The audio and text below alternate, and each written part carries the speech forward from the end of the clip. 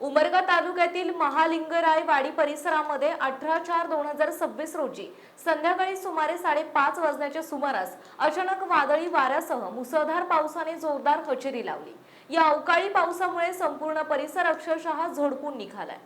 या दरम्यान गट क्रमांक 137 मधील शेतकरी सुखदेव काशीनाथ घोरपडे यांचा अंदाजे 1 लाख रुपये किमतीचा बैल वीज पडून मृत्युमुखी पडला। या घटनेमुळे संबंधित शेतकऱ्याचे मोठे आणि न भरून येणारे आर्थिक नुकसान झाले।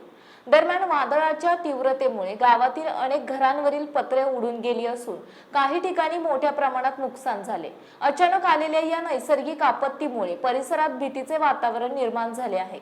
दरम्यान प्रशासनाने तात्काळ पंचनामा करून नुकसानग्रस्तांना आर्थिक मदत देण्याची मागणी ग्रामस्थांकडून करण्यात येत आहे। जीटीव्ही मराठी जनतेचा बुलंद आवाज न्यूज चॅनलचे मुख्य संपादक विशाल देशमुख, तालुका उमरगा, जिल्हा धाराशिव।